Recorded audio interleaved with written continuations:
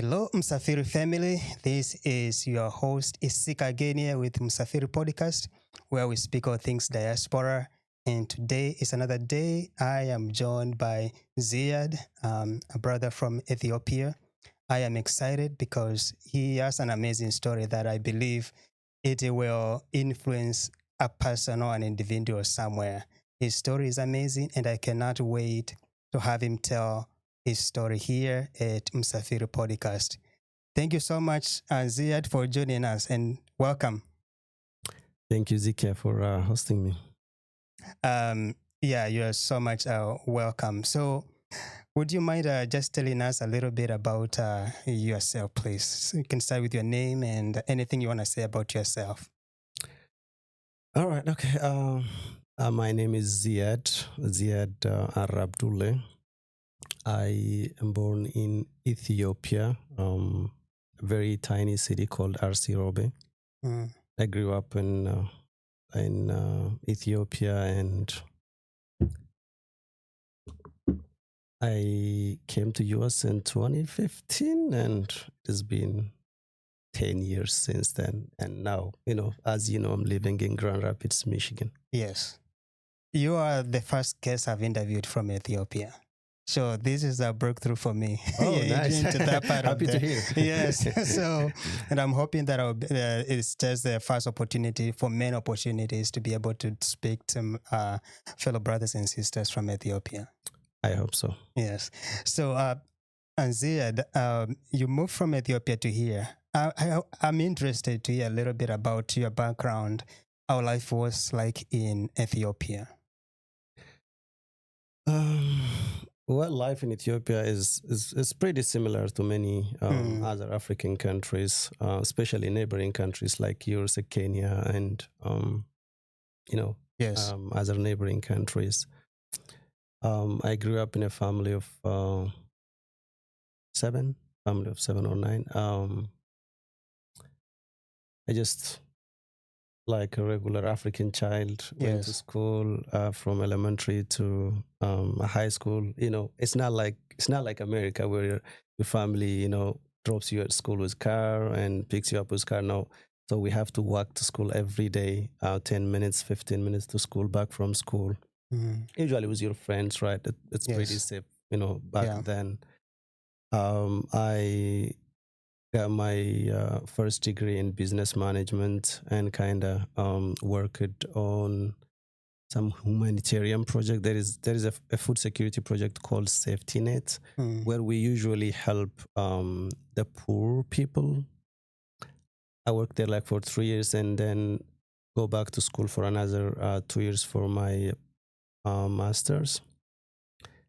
And then again, I joined the food security program again, like for a year or two.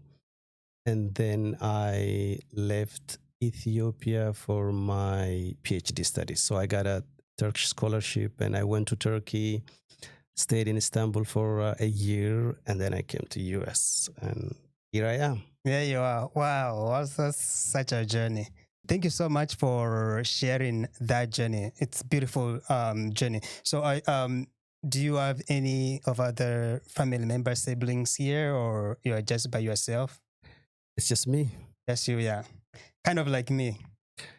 Well, I got some relatives. Yes. But not a brother, not a sister. But I do have close families here in Grand Rapids and also in Minnesota. Yeah. Yeah, in some parts of the States. When you moved from Turkey to United States, did you come straight to Michigan, or where did you land? I came to Minnesota. Yeah. Minnesota's pretty cold. Is it colder than Michigan, or would you say about the same?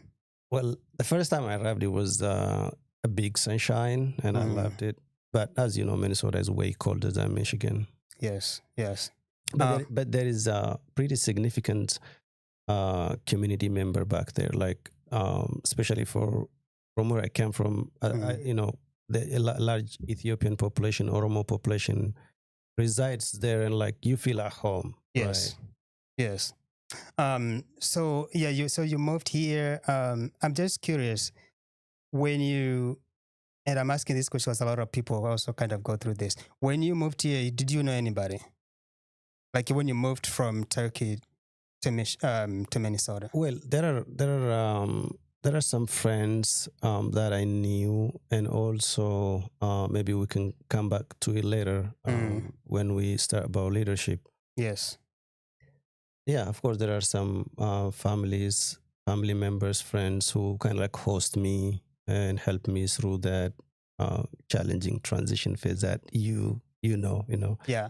When you first arrive America, it's things are very different. There are a lot that you need to learn, a lot that you uncover, something that people don't really tell you before you come to this country, that you have to struggle by yourself. Yes. I think I'm a little bit lucky on that one. Definitely. Yes, because there are some people come and just they're on their own. If you come to this country and you don't know nobody and you don't know how you can get the support that you need, it's tough. It's tough. Not easy. Yeah. It definitely is tough. Yeah. When you moved from, you told me that you did a business degree in your undergrad, and I believe that was in Ethiopia. Yes. And you did you do your master's? Yes. In Ethiopia as well? Yes. And now your master's was also in business? It was in leadership and governance. Leadership and governance. Yes. And then when you moved to Turkey, was your goal to pursue what kind of a degree? So every country got their own scholarship, right? They provide to different countries. So the Turkish government have a scholarship called ETB. So that's a fully funded scholarship. So I got a PhD scholarship, and so my intention was to study a PhD in public administration and kind of like political science. Yeah, but I stayed there. And so as part of their scholarship, you have to learn their language. So the first year you arrive in Turkey, so the majority of the Turkish population, they don't speak English or they don't understand English. And if you go to Istanbul or other cities in Turkey, like all the places are in Turkish language. So it's a must for you to learn their language. So the first year we are fully dedicated in studying their language. Right? Wow. Yeah. So I studied their language, and I'm supposed to start my PhD program on the next year, but I came to US. That is crazy. I can't even imagine. I never thought I would stay here. Yeah. But sometimes it's not just what you planned, right? That's true. Yes. Sometimes God plans for you, so just follow that. I'm curious. Can you teach me a word in Turkish? Well, what word do you want to know? Like hello. Marhaba. Marhaba, I know that one.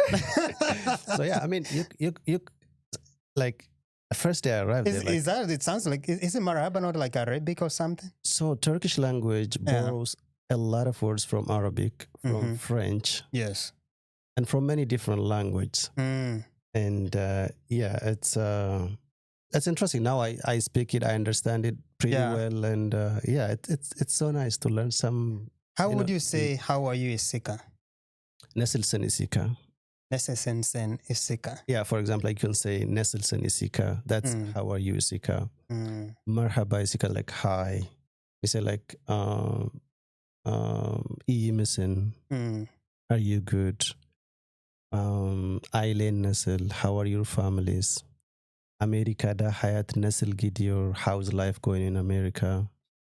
And you can answer like hayat iyi gidiyor. It's a beautiful language. It is. It's a beautiful language.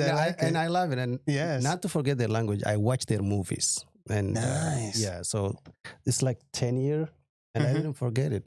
Wow. And writing is easy because it's a Latin language. Gotcha. So I know you switched to cybersecurity, and I'm going to change my order here a little bit.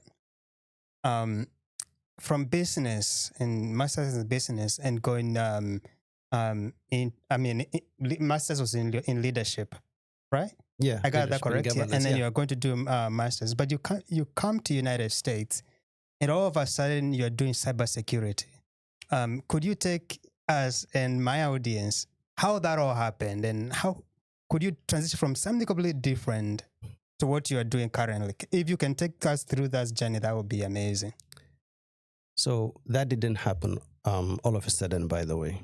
So I said I came here in 2015, and I had to work a little bit to, get that paper, right? Yes. And got your work permit and your green card. And so one of the very challenging issues we face here is getting to cope up with the new environment, the new culture. Absolutely, yes. Right? The new work environment. Yes. So now you got a permission to work in this country. So what to do is the next question. So there are many ways to figure out like what to work. The first people you reach out to is just your relatives here or your friends here. Or you see what they do for a living. Yes. You ask them and they refer you to somewhere. So just like everybody, I was referred to like go to work in a company, right? Yes. So I go applied for a job and I got this job where it's labor intensive. Right? So I have to stop there like for 8 hours. Yes. Sometimes 10 hours, which is completely new to me. Yes. And I was like, I don't get used to do that. The last job I got when I was in Ethiopia is teaching at a college. I was like, okay, I mean, besides the food security that I mentioned. So I was asking myself, what can I do? Right? Like, am I okay with what I got? Right. Or I have to explore something? Yes. Right. So I started to change companies, like to see if a given company is better than the other company. In the meantime, kind of trying to answer the question in my mind. Yes. And people tell you this: if you want to survive in America, this is what you have to study. This is what you have to study, just based on the experience they have or based on what they see. Yes. And the worst thing is that they give you the impression that if you are an immigrant and you come to this country, it's not easy to succeed, or it's not easy to get a good job, or it's not easy to get a professional job. Like they kind of kill your energy, kill your motivation. Yeah. And like, if you believe that, you stop there. But from my perspective, instead of relying much on people, I started to question myself. Maybe we can discuss about some of the leadership things that influenced me later. So I said, okay, what is good at the market? Like what the market needs. Yes. And what am I good at relative to the other sciences? Okay. Am I good at a health science? I am not. It's not in my blood. I don't have any. I don't have respect for the profession, but I don't have it in my like. It's not in my blood, right? It's not my. It's not in my system. So I said, okay. IT is a growing field. It's a dynamic field, and like I used to like it when I was, at high school. And I said, like, why don't I give it a try? Yes. So one day I started to search for like training opportunities. Now I forget my degree, I forget my master's, and there is other paths that you can go through. Like if you go search for a PhD programs, right, you can go do it in certain way. Yes. But what is the end goal? Now you become a PhD holder. Then what? Yeah. Then what? Am I going to teach in a college? Which college? Can I even be hired? That's another question, right? Yes. And I said, do I really afford to study 4 more years or 5 more years while I'm responsible to cover a lot of things, right? Because you're still working full-time job. Yes. And I have a family as well. So in between this is what I tell myself. I have to focus on having trainings that best aligns with the market,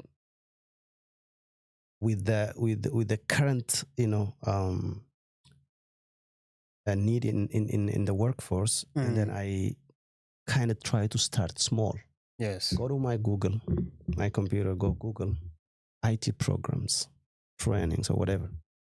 Then I got this fundamental IT training course.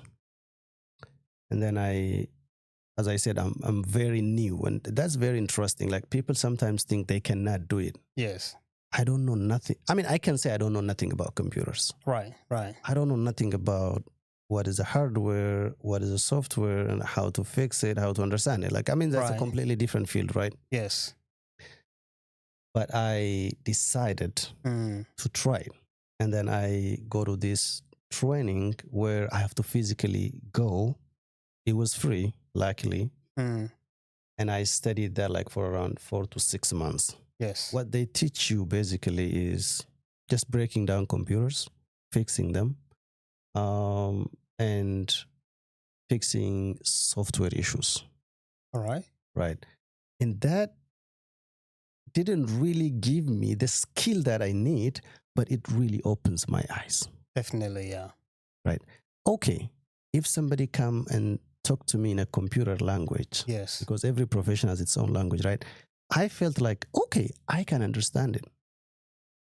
There are words, if I tell you today, maybe you don't understand. Like if I say, for example, DNS, maybe you don't understand it. Or if I say DHCP, you don't understand it. Or if I say network, maybe you will understand it like in another way. Yes.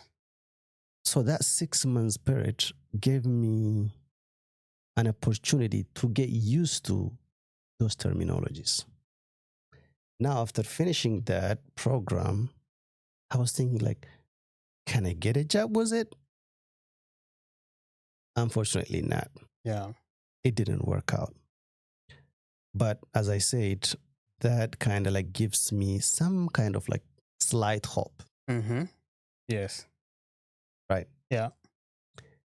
And then I was still determined to discover this path as to where I have to go.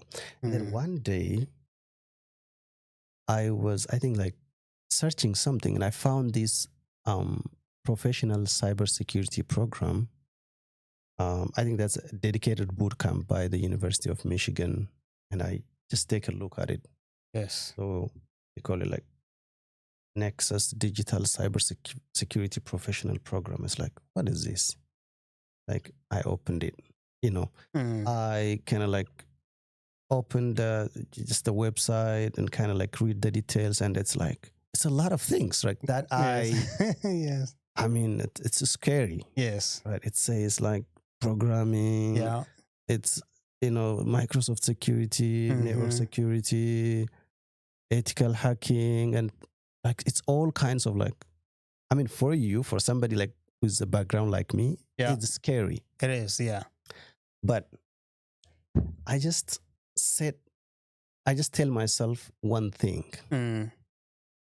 Ziyad, invest on your education. Invest on this thing. And if you could be able to find a job with it, yes, you're lucky. Yeah. If you don't find a job with it, yes, at least you are not going to blame yourself for not trying. Yeah. So when I see that, yes, it's a very expensive program for me at that time, because it's nearly $20,000 and there is no support, right? Yeah. $20,000 can build you a house in Ethiopia. I can build a house in Ethiopia. That's right.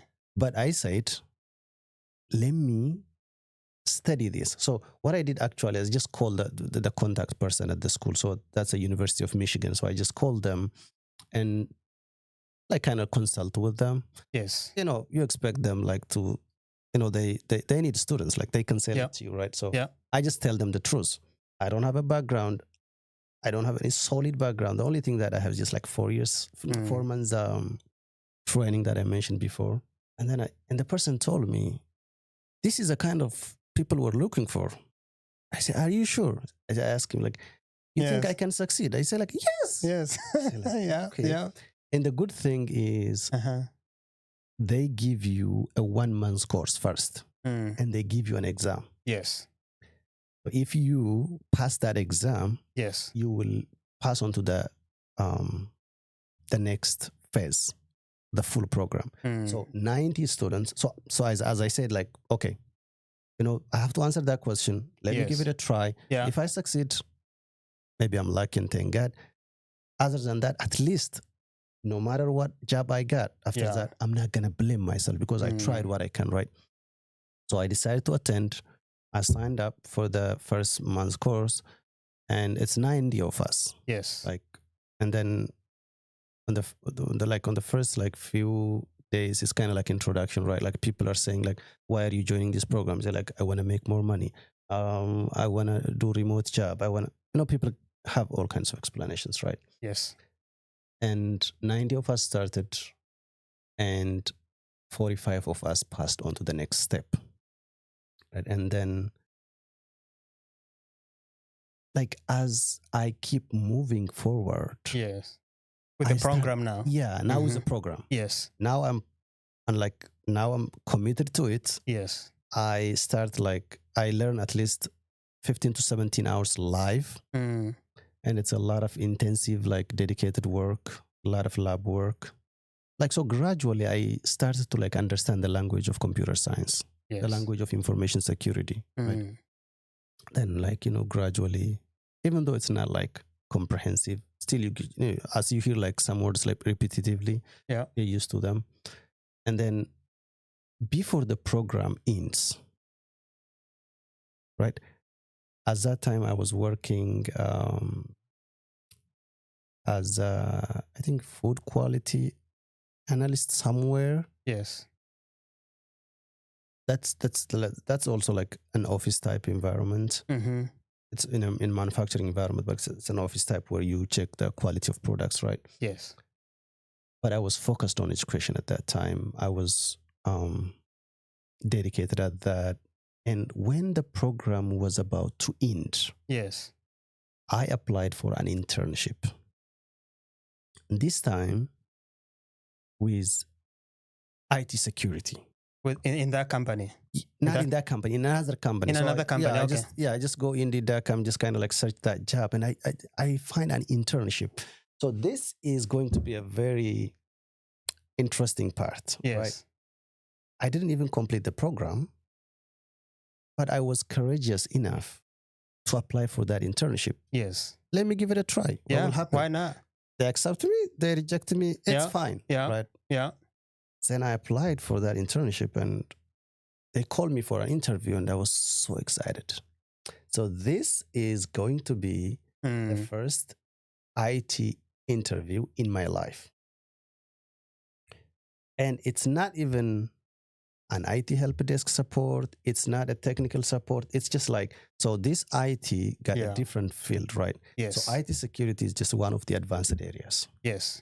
Right? Yeah. It's something that you better achieve it after like passing through many steps.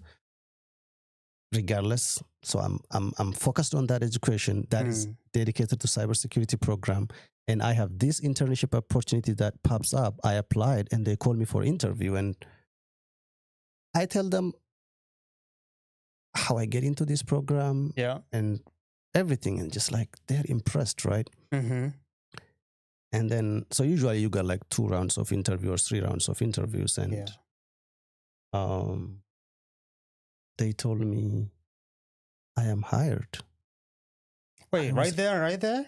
Like after 2 interviews. After 2 interviews, yes. Yeah, they told me I'm hired. I couldn't believe it. Yes. Wow, Ziyad, you did it. Yeah. Right? It's just like that power of self-belief. Yes. You know, when there is one important thing that everybody should know. Others believing in you is a good thing. But believing in yourself is a very, very critical element in your life. Yes. People may have different kinds of opinion about you, be it positive, or be it negative. But the most important one is the thing that you communicate to yourself, is the message that you convey to yourself. Right? Absolutely true. No, I didn't get scared. Is the inner drive? I tried it, and now I got it. Now this guy who was courageous enough to invest on his education in a completely different field is going to start a work with that field. Hilarious, right? I love it. And then and that was a COVID time. Yeah. And the only way to work on that, like that situation, the company that gave me an internship works like remote. So I was called for my orientation on the first day. Yes. And they kind of like talk through the company, the position, and what they give me is just a computer. They told me like, go home. Yes. Go home what? I said like, you work from home. Yeah. What? Wow. Like after 5 years of struggle, like 5 years, I was struggling with different kind of jobs, right? Yeah. And now I have my laptop and I go home, said, this also happened, right? And then, okay. I didn't know how the industry works. Yeah. I didn't have any experience before, right? Yes, that's correct. There are a lot of elements to it. Yeah. Communication piece, the meetings, I know it's all kinds of things. I am new to that. Right. Right? Yes. So if you go to Ethiopia, English is not our working language, even. We don't even use English as a working language. What do you use? So it's either Afan Oromo or Amharic. Yes. Right? It depends on where you are. Like at a federal level, the working language is Amharic. Yes. And at regional level, like from the region where I come from, we use Afan Oromo. Right? So for somebody who come from that background and coming here and didn't get like that direct office experience, this is new. And with that like technical, like that with that field where you see a lot of technical people, so that, you know. Yes. Anyways, I tried all my best to cope up. Yeah. You know, to get used to the environment, learn. And after, while working the internship, my program is completed. You see, now 90 people started, 45 went to the full program, and then 20 of us graduated. Wow. So, wow. Yeah. So basically, about like, if I do math roughly, maybe a quarter of the people graduated. I'm not good at math, so. Me neither. So, yeah. Yeah, so that's due to different factors. Like people may lose passion, may lack the money. Yes. You know, the family situation also, you know. There are a lot of factors in this country, right? Okay. That's true, yeah. So that internship ended in 3 to 4 months. And my internship program, my professional study program is also in almost in a year's time. Now, I am that person with the first 6 months IT training, the almost 1 year professional program, the almost 3 to 4 months internship experience. Yes. And with that degree from Ethiopia. And with at least like 4 to 5 experience working in different companies here in Michigan, right? Yeah, yeah. Now it's a real time to find for that permanent job. Yes. Right. Yeah. It took me a while, maybe 2-3 months, where I reached out to a tech agency here in Grand Rapids, and we find a job in Lansing, Michigan. So Lansing is an hour from Grand Rapids. Yes. So that company is looking for an IT security expert. And I applied, and they accepted me as it's just a contract position. Like the first few months, you know, they just don't want to like take that risk of hiring somebody. And if that person doesn't feel like, you know. Yeah. So they hired me for 6 months contract initially. And then within 6 months, I got moved to a permanent position. And that is another big transformation for me. So that tells me my struggle to move into this IT industry is finally on track. Right? Yeah. So no more internship, no more contract. Now I am this guy Yes. on a full-time IT position. And looking back from where I started, And that is a massive that is milestone. a big milestone. Yes. Okay, now for 4 years, I worked in that company and I learned a lot of things, right? Yes. In different aspects. You learn a lot of things professionally, technically, Yeah. working with people. And that was great. And like I have family and I mostly work remote. Yes. Because the job gives you that flexibility to work from wherever you can. Yes. Right. Yeah. And after 4 years, I moved to a company. It's a global company here in Grand Rapids. I hope you know it. It's one of the best companies in Grand Rapids. And yes. Before, sorry to interrupt, but I for this company, before now we move to this global company, you moved there as a contract. How long was that contract? Was it 4 years or 1 year? So how it works, how it worked for me. Yes. So once everything is ready, right? The package that I mentioned, the training, the degree from back home, and everything is packed up and have, that's just who am I, my resume, right?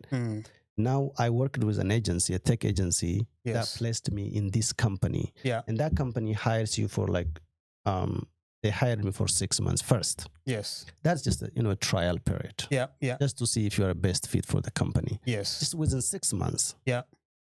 They already moved me from that contract position to a permanent position. Wow. That's what I'm saying. That's the milestone I was mentioning. Yes. So after like long years, now I'm in a position to say, okay, this is for me. Yes. I am on a track.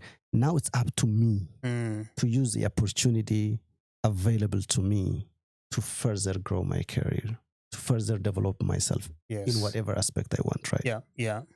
And then after 4 years, I just got a better opportunity. Yes. A better workplace that's very close to me, that's global, and that's it's the best in Michigan. So I hope you know Steelcase. So yes, now what I'm working now is Steelcase and as an IT security analyst. So yeah, they produce like world class furniture for companies. Yeah. And it has been so great. When did you start at Steelcase? What did you work or what did you? Well, what year did you start working for Steelcase? Yeah, so when you come to this cybersecurity world, there are different areas. Yes. Right. This is what people sometimes miss.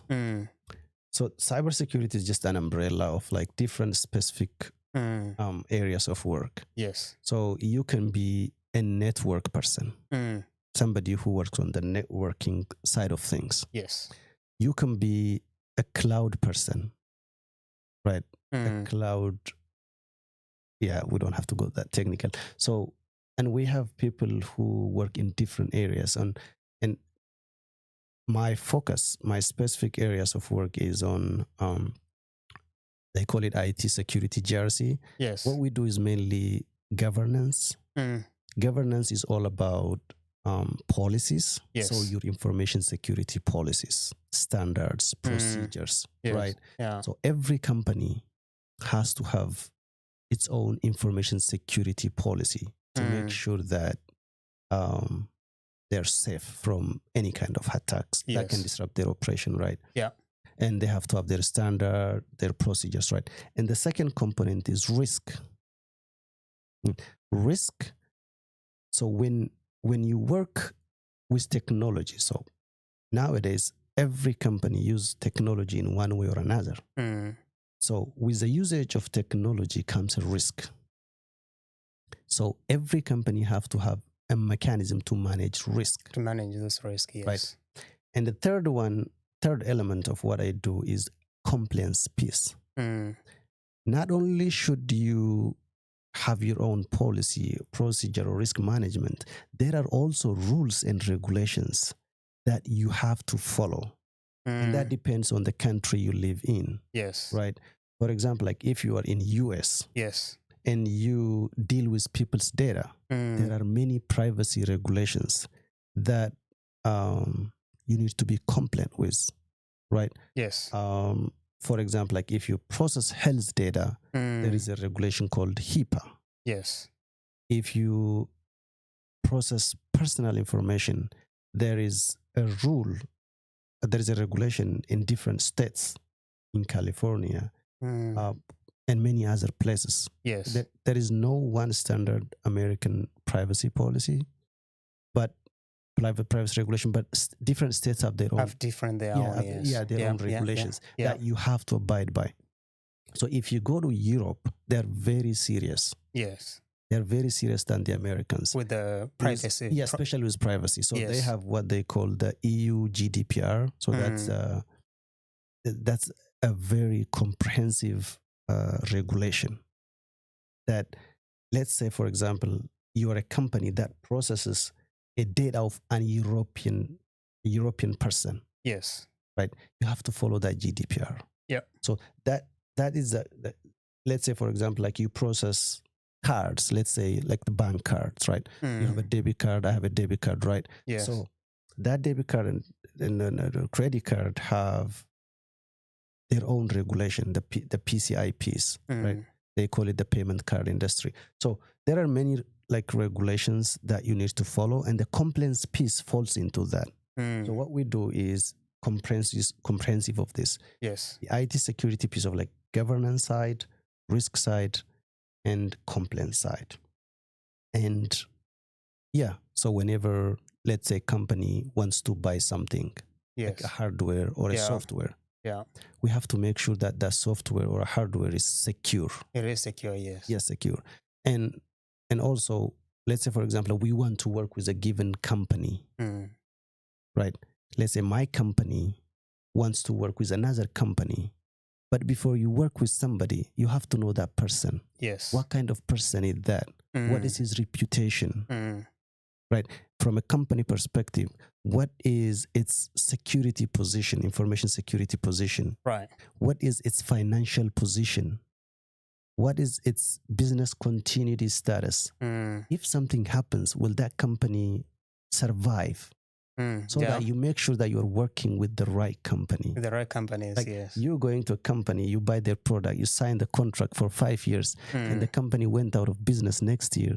What are you going to do? You're in trouble. In trouble, so big trouble, yeah. We make sure that all of these are in place. Just like as I mentioned before, let's say sometimes you hear a news, right? Yes. Sometimes you hear a news around, like, let's say around privacy. You hear a news that says, UK fines Facebook like $1 million, or like, why is that? Because there is a regulation piece, that they fail to,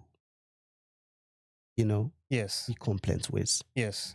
Those are the things that we help our companies with, and make sure that we kind of like, provide our skill, yes, and knowledge, just to make sure that we're working with the safe companies, and make sure that our data is safe. Normally, cybersecurity is all about three things. Like, it's all about data. Yes. And it's all about confidentiality of data. They call it the CIA triad in cybersecurity.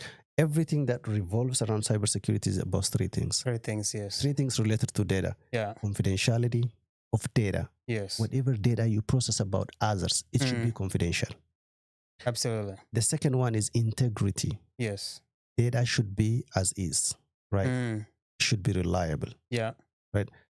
Confidentiality, integrity, and availability. If you are a patient, yes, and you go to a hospital, your data should be confidential. Confidential, yeah. It should be kept confidential. It shouldn't be changing at any time. Yeah. Right? Like integrity piece, right? Yeah. It should be the same data today and another day. Yeah. Like for exact unless something changes on your side. Yeah. And the third one is you have to access it at any time. At any time, yes. If you go to a hospital and ask them like your health data, they have to give it to you. That's yeah. your right. Yeah. Right. Yeah. So it's all about this. Confidentiality, integrity, availability. Yes. Yep. You can broaden it in any way you want. That makes a lot of sense. Yeah, and it's a lot of information too. Yeah. So you mentioned after your internship, you got into a contract through a hiring agency into this company.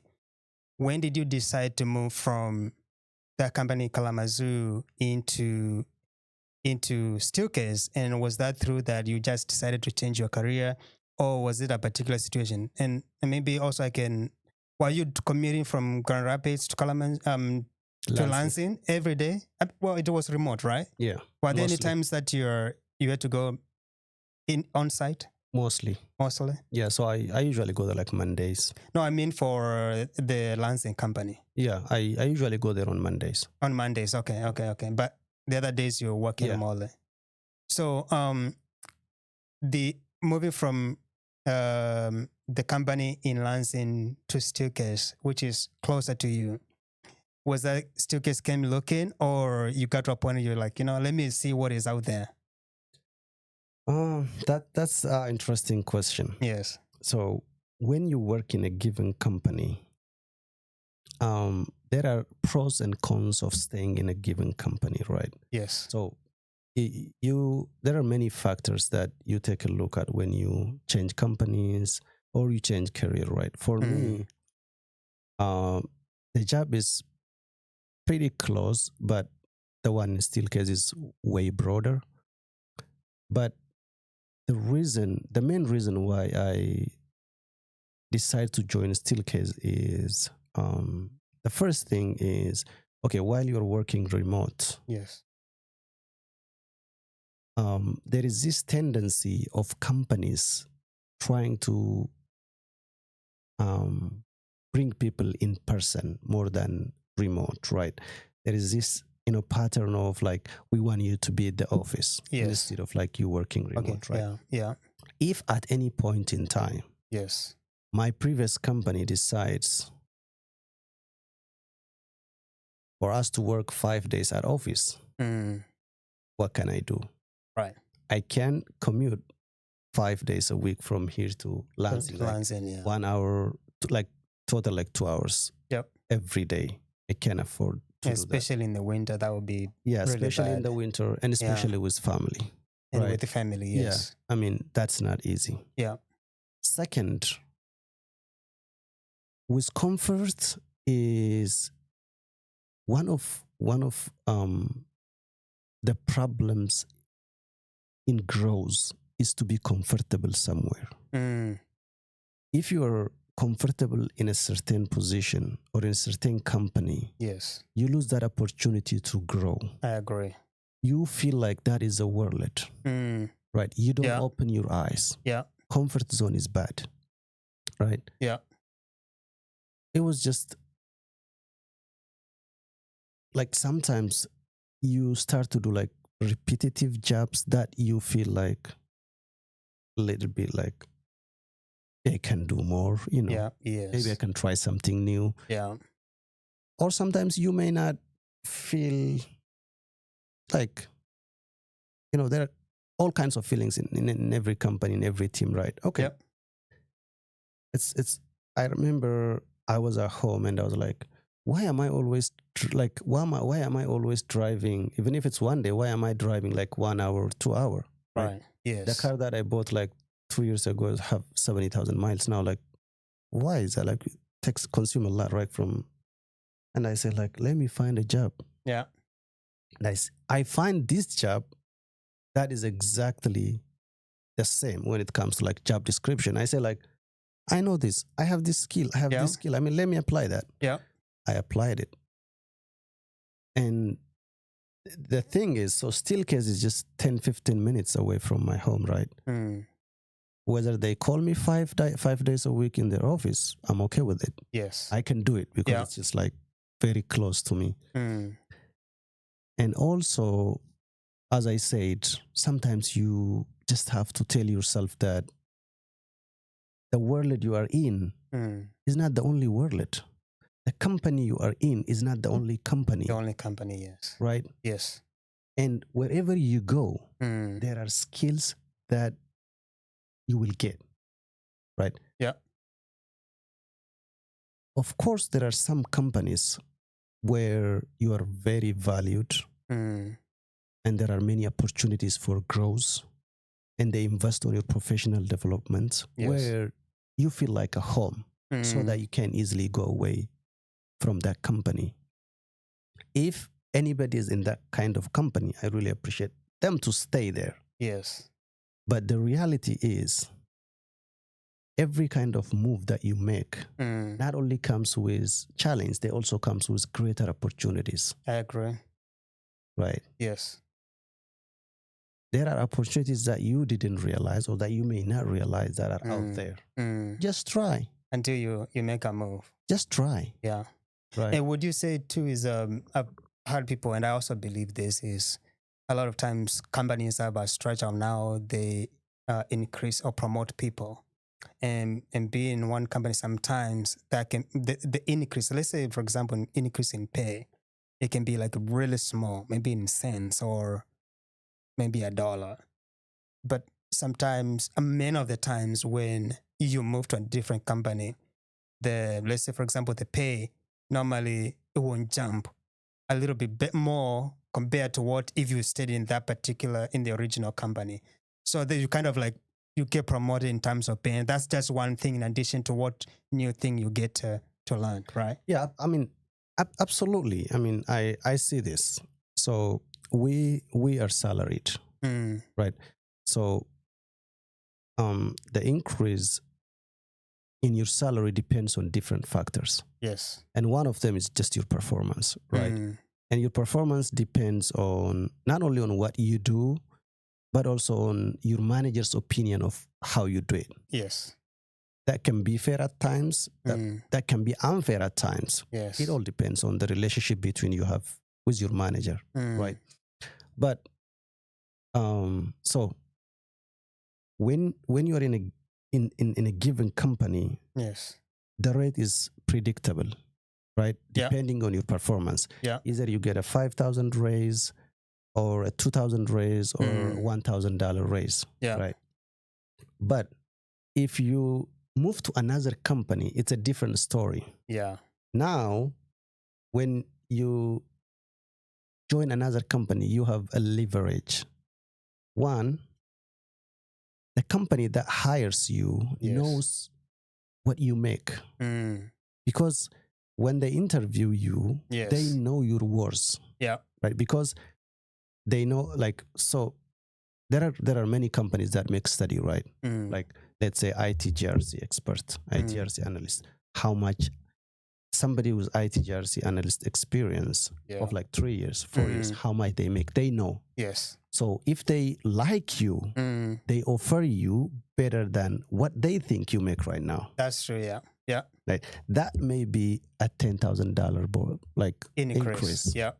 That may be a $20,000 increase. Yeah. Right. Yes. That's one. The second thing is you have the leverage to negotiate. Absolutely. Right? Let's say they give you $80,000 and you say, no, I'm not going to move from my company to your company. Yes. Because I deserve more. Yeah. And then if they feel like you are a best candidate and they don't want to lose you, yes, they can negotiate so that maybe you can go up $10,000 or $5,000. Yeah. Or they may say, no, we can't pay you more. Yeah. And then they go to the other candidate. Yes. That depends on like the skills you have and the experience you have. Absolutely, right? Yeah.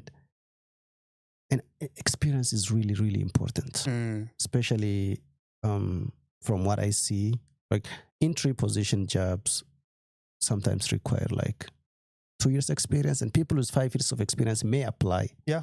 Right? Yeah.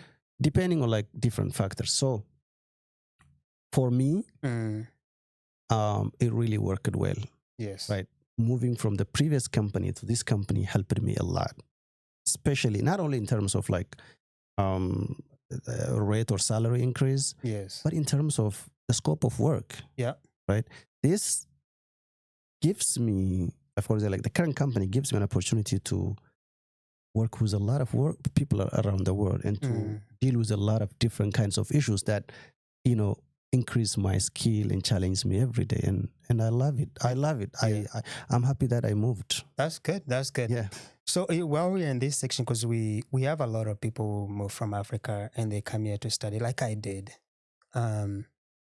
There's something that I always tell people is if you're taking your course, right, you may work on campus or you may find other side hustles. But I always tell them, make sure you do an internship. You have to do an internship in your profession, because once you get out, they'll be looking, what experience do you have? And internship experience counts a lot. Would you say so? My goodness, that is a very, very important thing. Yeah. So you having a training program, completing a training program is a good thing. But having that opportunity to see, yes, to test, yeah, it's really a difference maker. Internships are the best ways to get into whichever, I don't know about, maybe I don't know about other fields, but I believe they are a very great path to get into yes, where you want. Yeah. So when we talk about internship, we're not only talking about the position. Yes. Just by getting that opportunity, you get access to many things. And the most important thing is people. Yes. You get access to people. And you get access to people who have the authority for making a decision on employment. Right? Yeah. So when you get that chance, it's also up to you to sell yourself. Yes. To show what you can. Yeah. Right? To learn something new very fast. Very fast, yes. Right? In our case, we heavily rely on tools and different softwares. Right? If you, yes, like, let's say you get an internship for 3 months and you learn one tool, that's very critical for the operation of companies. And then you put that in your resume. There might be somebody who is hiring you for that specific skill. Yes, absolutely. Yeah. Yeah. If there is anybody out there, yes, who is on a training of any kind, and who really wants to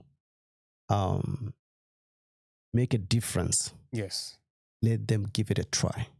An internship, it might be a paid one. Yeah. It might be a free one. It doesn't matter. Yeah, it doesn't matter. That is your key yes, to the door. To the door. And if you are in the room, yes, it's up to you to explore. To explore, yes. Yes. It's basically, if you can get yourself into your feet into that company, whatever company it is, as long as it's within the bracket of what you are studying, it just increases the chances of you getting employment after you graduate by huge margin. Yeah. So, and maybe we'll talk about it later. Yes. There are many things that you can do as somebody who's struggling to define your career or your future path. There are some things that are very important. And one of that thing is networking. Yes.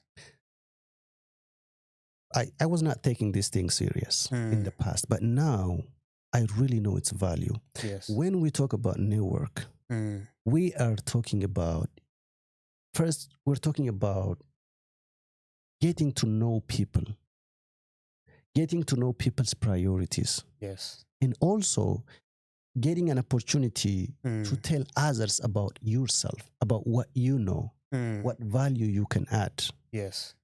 Right? Yeah. And then it's the hiring market, like, so those people who hires people, more importantly, want to know you.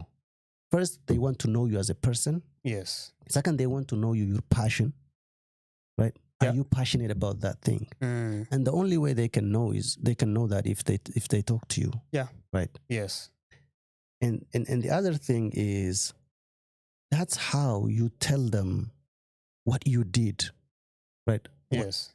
From my experience, now, whenever I share my story, I share it very happily because it tells everybody how I started and the courage I had and the determination I had. Yes. To choose a new path and also to be on the track. I don't know about the future.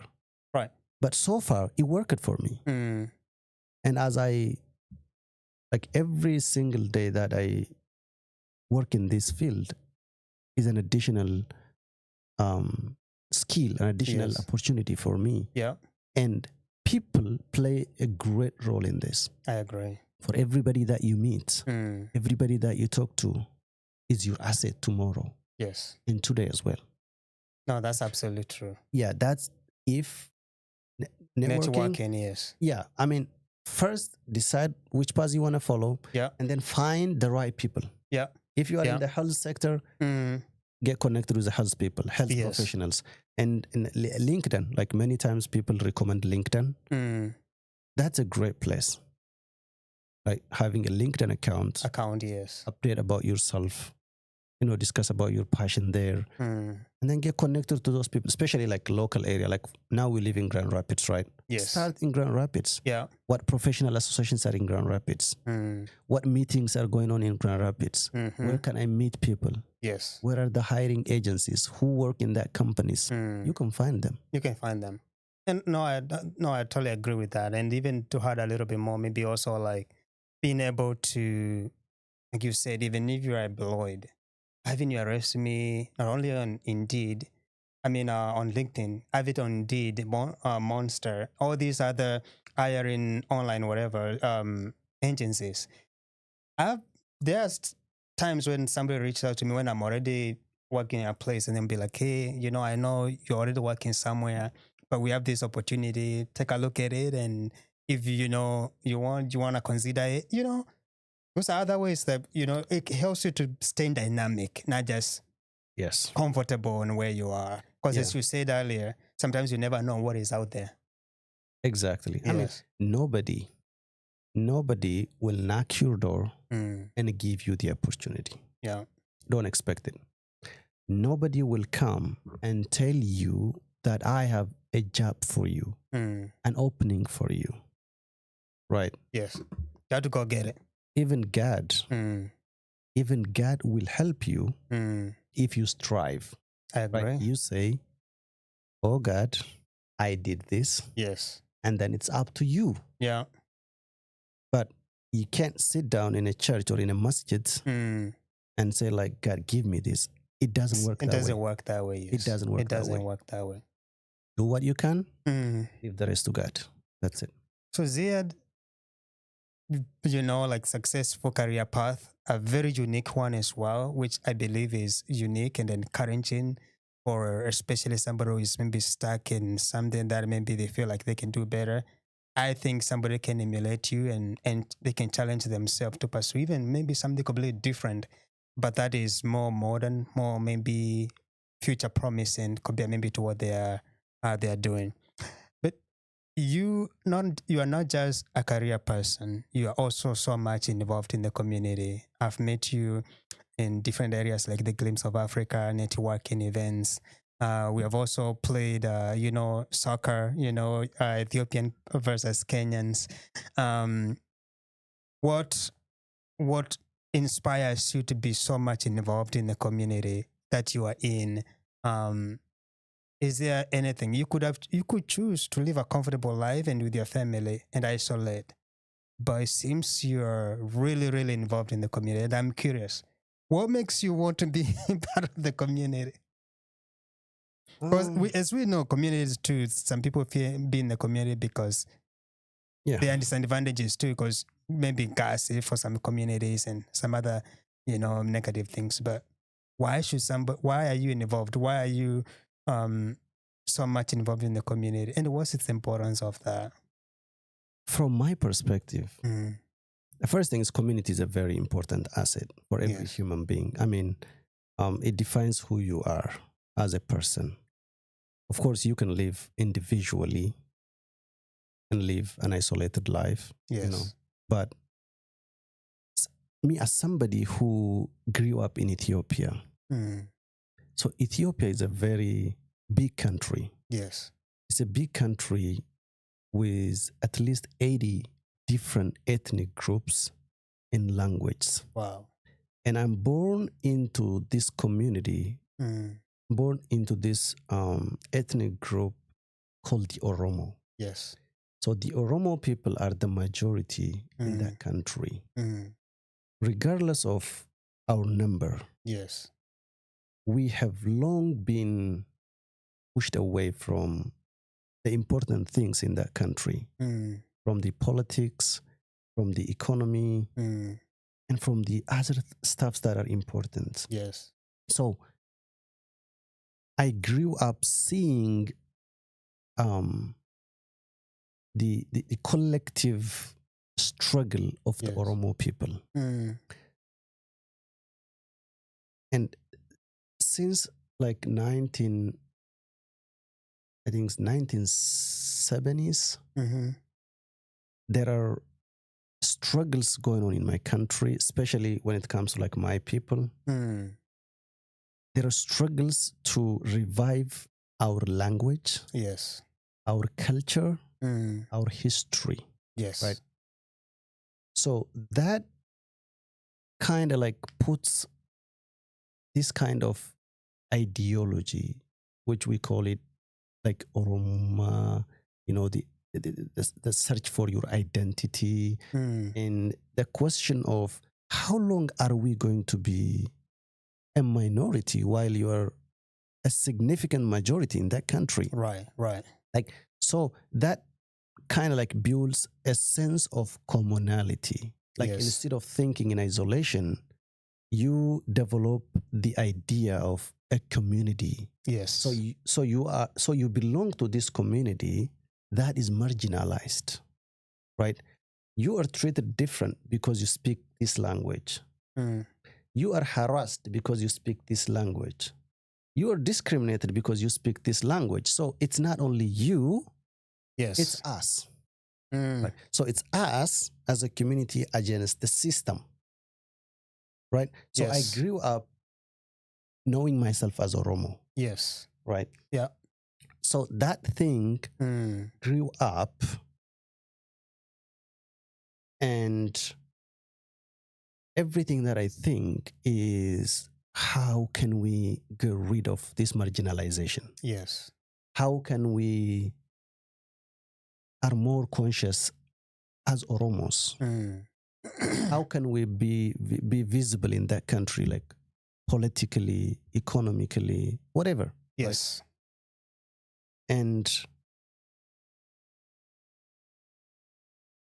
when I graduated from my first college, I started a leadership program, like a leadership training program. So there is this company, there is this institute in US that works on training, like on leadership training. Yes. So what they do is they have a curriculum that has 7 levels where they admit students from all over the world. I think mostly Africans. So they buy you leadership books for free. All right. So they send the book to where you are. Yes. So, and I get access to a lot of leadership books. Right. So God bless those people. And we're still friends. So I read these books and leadership books. So leadership by its definition is not only about you. It's about influence. Yes. It's about impact. Right? Yes. It's about service. Yeah. Then with you growing up as an Oromo guy, getting concerned about the issue of your people, having that leadership understanding aligns. Definitely. Yeah. right? Yeah. And then I came to US. Mm. And when I came to US, there was a very fierce struggle between the Oromo people Yes. and the government at that time, right? Those on power Yes. are 5% of the entire population, but they control everything. Oh wow. So But- basically that means the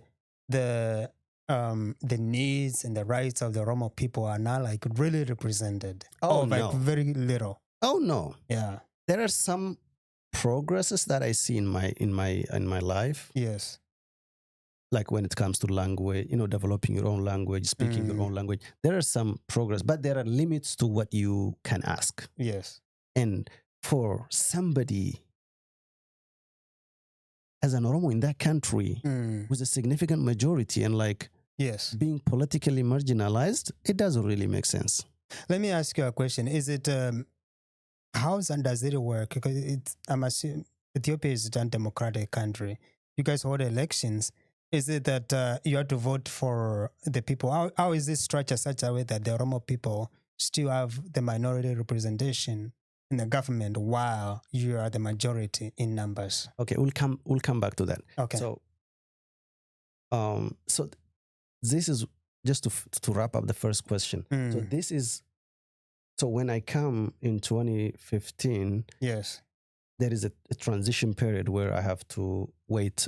You have to wait a period of time until you get permission to work in this country. So at that time, I got this time where I have to ask myself, like, so there is a fierce and active protest going on. And I'm here, a person who understands the political dynamics of that country.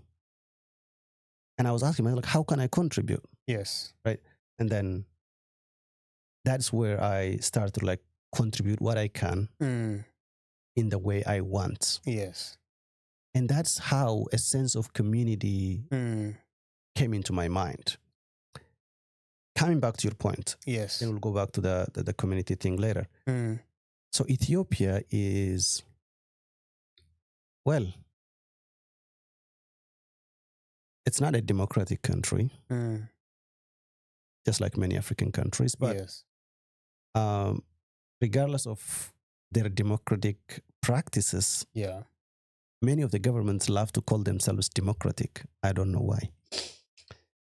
We do it. So it's a federal republic where we have states, regional states, yes, which are supposedly autonomous, but it's not about the numerical. So when you go to parliament, maybe numerically we will outnumber the others. Yeah, but that's not the point.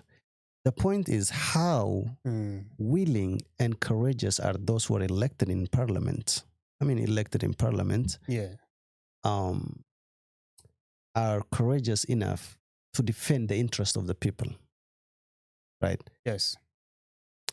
But you can be there just, Yeah, you can sit down in parliament and just raise your hand for every agenda that's, raised up and still, make your living. That's it. So the struggle is, there was election every 5 years. Yes. But it was not democratic. It's that situation where a given dominant party holds an election and wins almost like 98% of the seats. Yeah. It doesn't make sense. It doesn't make sense, yeah. Yeah. I hope that one day we will come to a position where we can freely elect, where the people can freely elect their leaders. Yeah. Not only for Ethiopia, everywhere. I think that's a big need. It's many countries, I think that's a big need. But I think your country is better. Yeah. Kenya is way better. I would really appreciate the democratic practices in Kenya. And sometimes I feel jealous, even though it's not a good thing. Sometimes I feel jealous on how Kenyans conduct their elections and elect their leaders, regardless of whatever issue the leaders have. But still there is a peaceful transition of power. I agree. Still there are members of parliament who stood for the issue of the people. And when I see them, I say, wow, these are so nice people, right? Yes, yes, yeah. Yeah. You know, I mean, if you ask Kenyans, you know, they still have having some struggles, but I do agree with you on that. And you know, we learn from each other. I think when we look at Ethiopia as Kenyans, we see more development and more compared to Kenya, and especially like long term project that will benefit the country, and we are equally jealous. So I think we can learn from each other. Yeah, Definitely, yes. There are something good in every country, Yeah. right? And I know you, not to cut you short, I know you mentioned even about the culture. I think that when we as Kenyans, speaking from a Kenyan, we look at Ethiopia, we see a people that hold their culture way more stronger than we Kenyans. I think Kenyans have this Kenyan identity, right? I'm not really sure, but you are more of a Kenyan than your ethnic identity. I mean, you are so proud to express yourself as Kenyan. I agree. The story is different when it comes to Ethiopia. In Ethiopia, it's not easy to find a people who say, I'm proud Ethiopian genuinely. Well, there are many people, of course, who believe in that idea of Ethiopianism. But we are not clear about its definition. What is Ethiopia mean? What it stands for. Like, for example, if somebody asks you what Ethiopia stands for, what culture represent Ethiopia, what religion represent Ethiopia, what identity represent Ethiopia, you can't. Let's say what leader represent Ethiopia? Right? If you go ask a random person, who is the best person in history in Ethiopia? You ask 10 people from 10 ethnic groups. They tell you 10 people because all of them are different people. And the best person, the best leader for one is the worst for the other. For the other, yes. I see that. So Ethiopia have the northern side and the southern side. The northern side is mainly the advantageous side in history. And the south side is the oppressed side. Right? Every leader that emerges from the north is seen as an enemy to the south. To the south, yeah. Right. The north tends to always portray its culture as the culture of Ethiopia. Whereas they think the culture of the south is irrelevant. Or interesting. Sometimes when I talk to people about Ethiopia, they're like, what? Like, I know, yeah.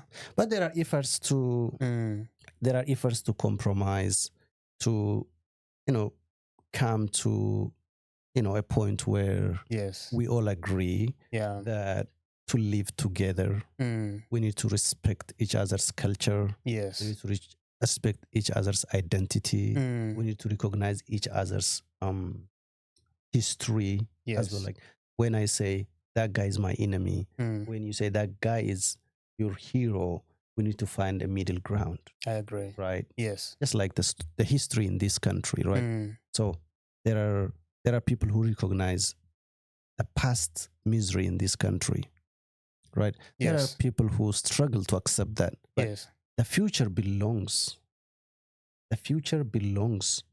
to those who genuinely admits the truth. I agree.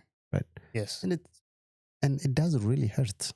No, it doesn't. If I feel your pain, and if I have to say sorry and say sorry, that's okay. That's okay. No, I agree. And there is a lot of struggle in that side, but it's too much to discuss in this space. But what I'm getting is definitely like that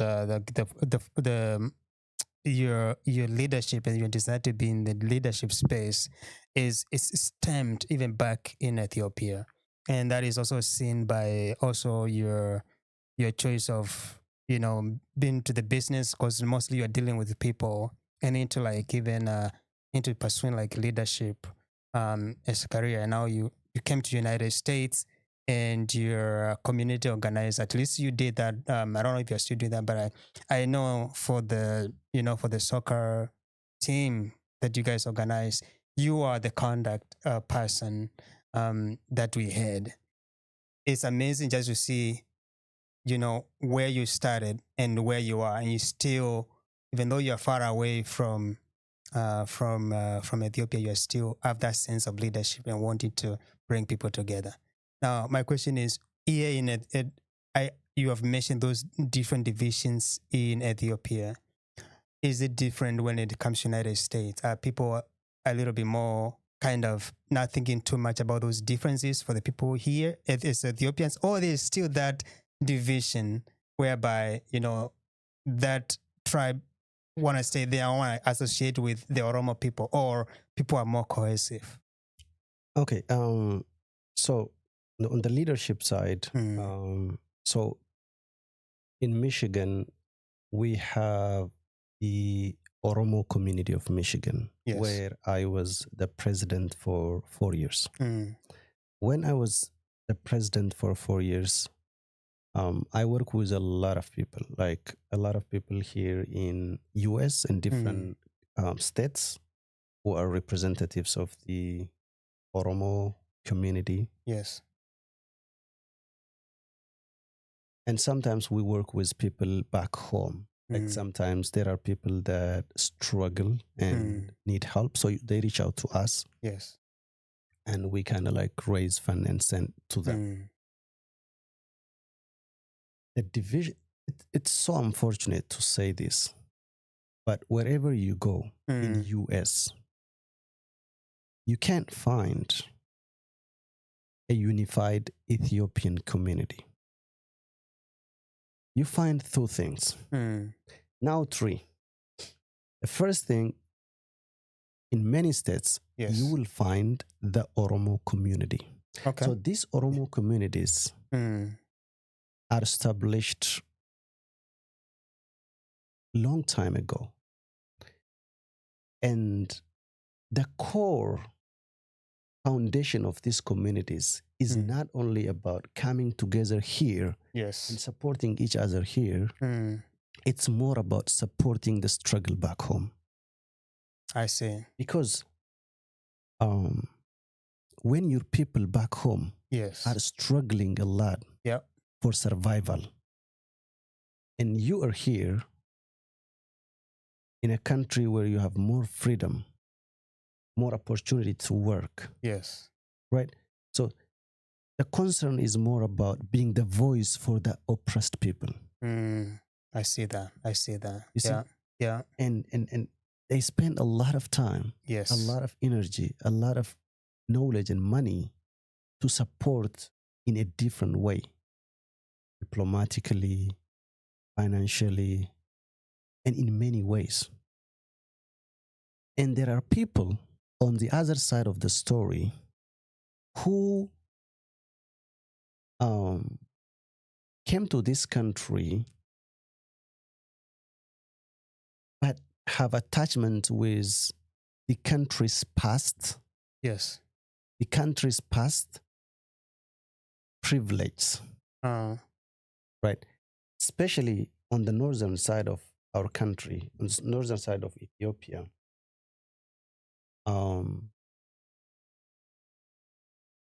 There are these people who thinks Ethiopia can only be defined by who they are. Yes. An Ethiopian flag is the flag they hold. And the view of Ethiopia that they want to communicate to the world is only the version they have in their mind. In their mind, yes. Is a big problem. And they have a community in wherever they are, including Michigan. Yes. And it's not, so you can't even find a lot of, so there are people in between. Like in between the two, there are people who are genuinely Ethiopian, who respects others' culture, who knows the history from right and left, and who still want to maintain the Ethiopianism and kind of like the same identity. Yes. And kind of like want to like be a forward-looking people, right? Yeah. but they are nowhere. If they go to the Ethiopianist side, they are treated as externals in some way because they are not fully part of that community, which defines itself as a symbol of Ethiopianism. Yes. When they come to the Oromo, they don't speak the language and they don't really belong, right? So wherever you go, there is this division, yes, and it's stronger, unfortunately. Right? Wow. Yeah. It's all about history. Yes. It's all about, I don't know, maybe in the future there will come a day when the elites should lay a ground in which both sides admit the truth and both sides compromise, right? An Oromo can be an Oromo, that's okay. But you can also claim your Ethiopian identity while respecting your Oromoma. And also the other person can also have his own identity, but also understand the historical pain of all sides, right? Just that's what's lacking. Everybody's pushing towards like its own way. It's I mean, sometimes I see those people in the Ethiopian community and I try to talk to them, but at the end of the day, their hero is their hero, which is my enemy. And okay, even though that person is not my hero, what about if you accept my pain? Right. And your pain is fake, right? How can you like kind of reconcile with such kind of people? And sometimes you see a situation where your Ethiopian people here kind of get organized and support a rebel group that has an ideology which is a threat to your existential nature.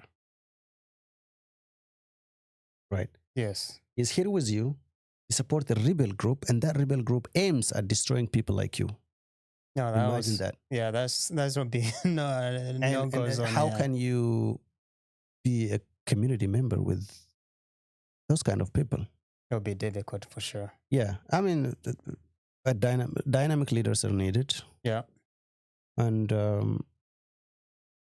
well, I'm not 100% sure about what's going to happen, but I can certainly tell you that it's not an easy job to bring these people together.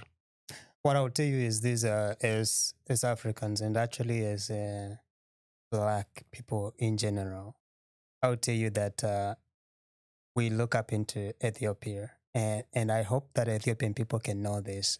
You guys, we look up to you. We are proud that Ethiopia was one country that was practically never colonized, and so it's always like an African reference. It really is. It's always an African reference. And if the Ethiopian people can know that, and can know that they, I guess too much is given, much is expected. And so even the issue of unity, if Africa will ever have a unity, then Ethiopia needs to be the leading. And so if there are people and leaders in Ethiopia that are sowing division and not like distributing resources equally, then that needs to change, because if people aspire to have one Africa, our hope is that Africa will be fair to every side of Africa, right? Equally distributing resources. And because of that, somehow, I know Kenyans and I know other Africans, people outside Ethiopia, we look up into Ethiopia as an example. Seriously. You may not understand, but we do. So to all Ethiopians, there's a huge responsibility of making sure that there's fairness in Ethiopia, in the way of governance, in the way of distribution of resources, because our hope is that one day Africa will negotiate, in the global power as one. And so Ethiopia has to be in the leading. So do you want me to translate this message to Ethiopians? Please. I mean, that is a very touching message and a very touching perspective. I feel you when you say many other African countries look up to Ethiopia, and even some of them adopt the Ethiopian flag. Mm-hmm. But the truth is painful as well. Yes.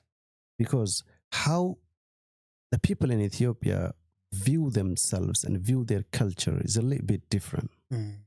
Because it is all about the question of who is that Ethiopia you are talking to, right? Yes. So if you come talk to me, you are talking to an Oromo Ethiopian. Somebody who not only wants to define himself or herself as Ethiopian, yes, or somebody that not also want to define himself like as just Oromo, right? And also you go to another person and ask him where he is. Like, he can say he's Ethiopian as a country, but he has an identity that can express him more. Maybe that person is a Somali Ethiopian. Yes. Maybe that person is an Amhara Ethiopian. That person is a Tigray Ethiopian, right? Yes. So, in contrast to what you said, the struggle in Ethiopia is, as I said, of course, Ethiopia is one of the countries which was not colonized by the Europeans. That's a good thing. Yes. I mean, they try, right? I mean, that, well, it's how you look at. Yes. Well, the Italians tried to colonize Ethiopia, but they couldn't. Yeah. Right? We don't have to go to the details on that. That's a victory. It's an African victory. Yes. And we are proud of it. But when you come to Ethiopia, the question was how Ethiopians were treating each other and how Ethiopian leader at the moment was treating the people in that country.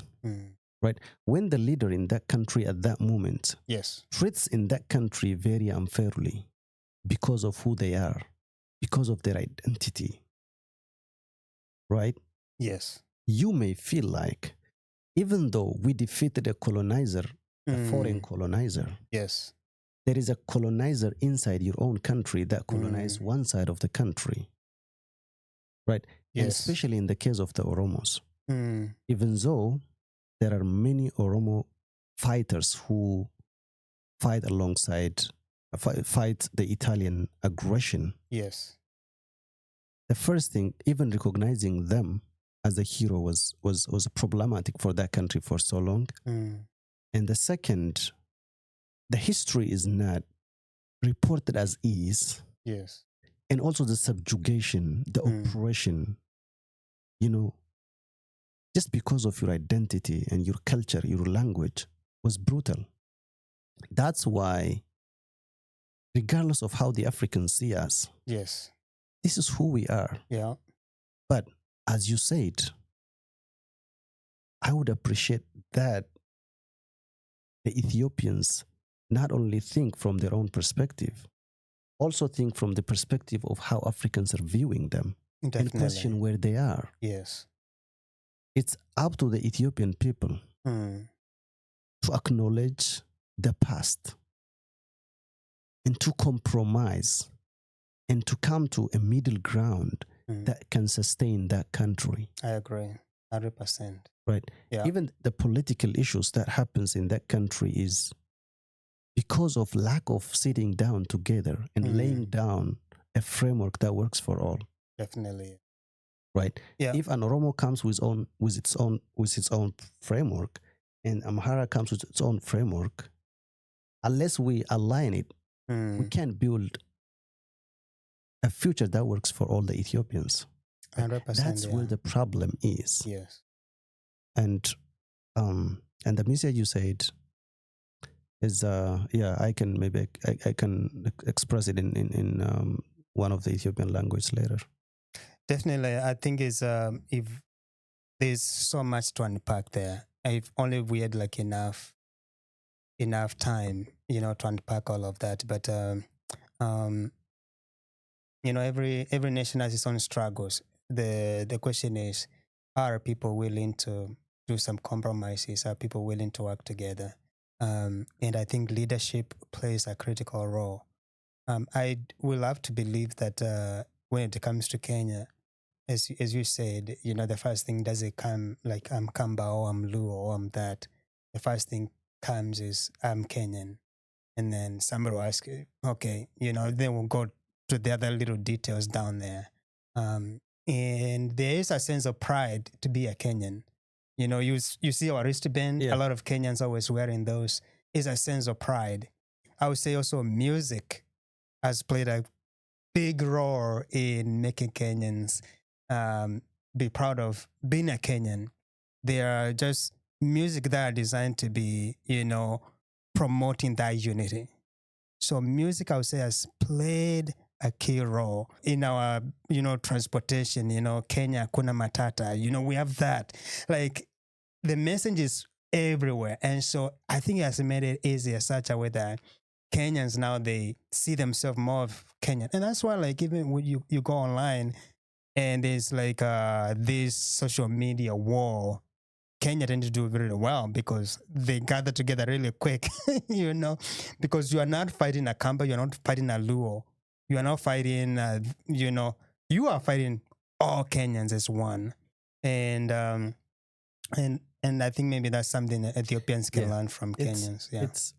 I mean, if you have a country, if you have a country and you are proud to call yourself that country as your country, and if you're willing to die for that country, if you're ready to sacrifice yourself for that country, man, you are lucky.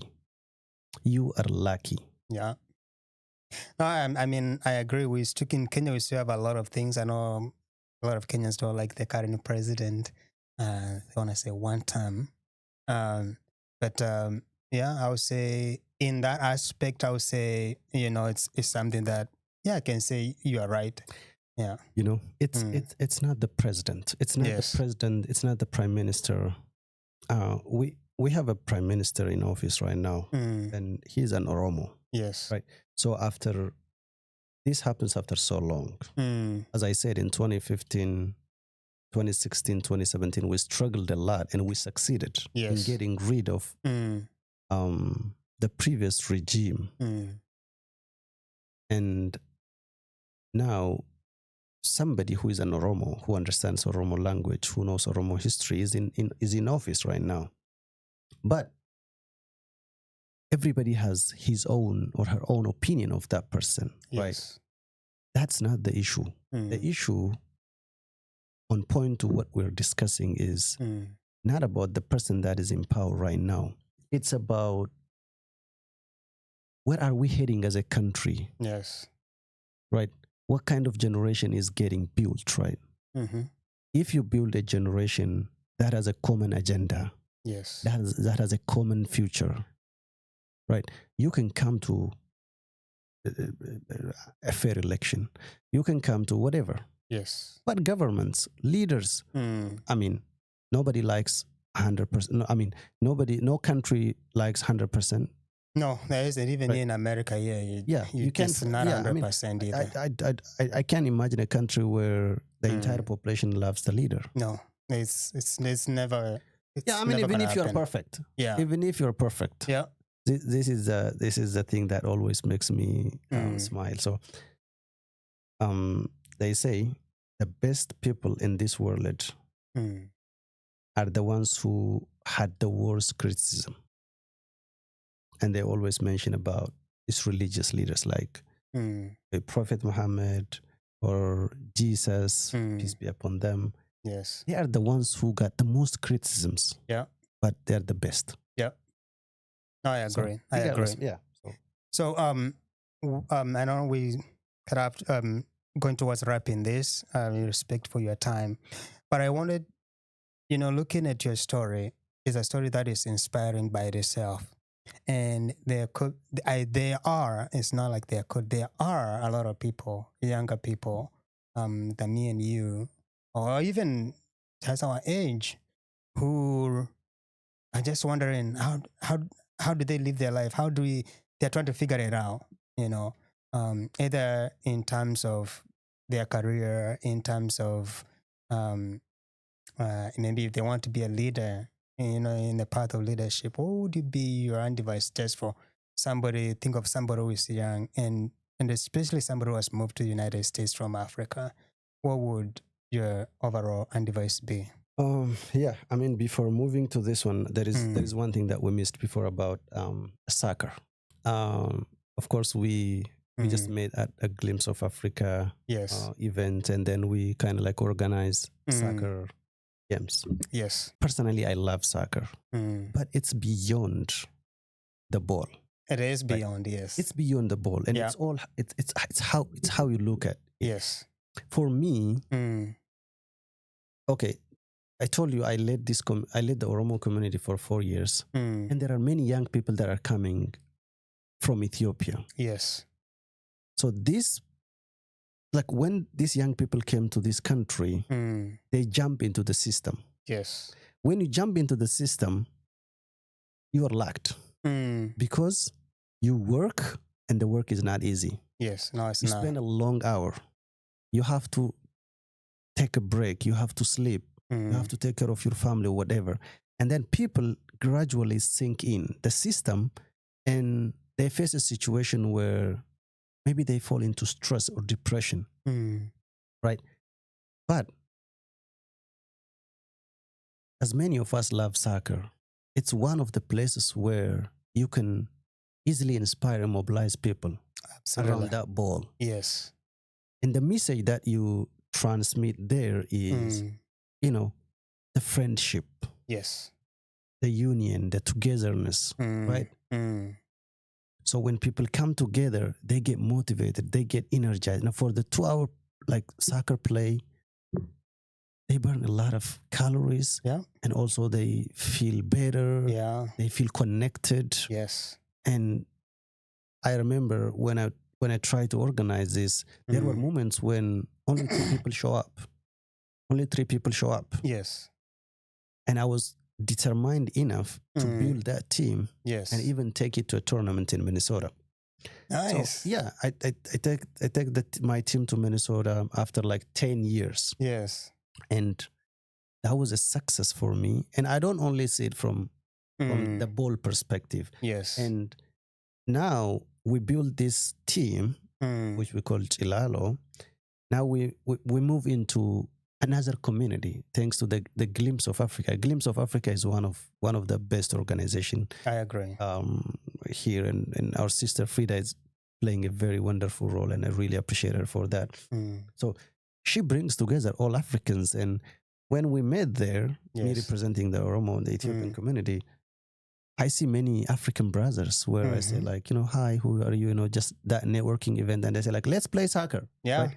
Now, when the Sudanese young people see me, they say me hi. Yes. When the Kenyans see me, they say me hi because they know that I'm leading that team. Yes. When the Congolese see me, they say me hi. I'm like, you feel like part of this community. Yes. You absolutely. feel like you're building, a large community of people. Yes. And that's why I still, encourage people. So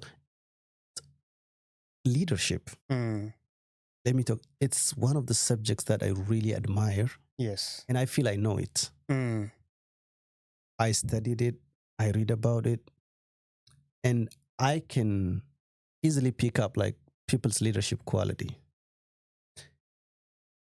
Mainly leadership is, you either born with it or you learn it. Yes. There are some people who leadership skill is inbuilt, right? They get it innately, naturally, right? Yes. I always feel like there is this element of leadership that is in me that always, kind of pushes me to do something. If I see something, yes, I feel like I have to do something about it, right? Yes. And coming back to the last question that you raised, well, my story might not be the big story, or maybe success-wise, I'm not that successful person. Mm-hmm. But there is this small thing that I see Yes. worked for me, right? What worked for me is a mental setup. First, I mentioned this early. Yes. You are your own best enemy or you are your own best friend. The little voice that goes in your mind is very determining factor in the future. What you tell yourself shapes your future. Absolutely.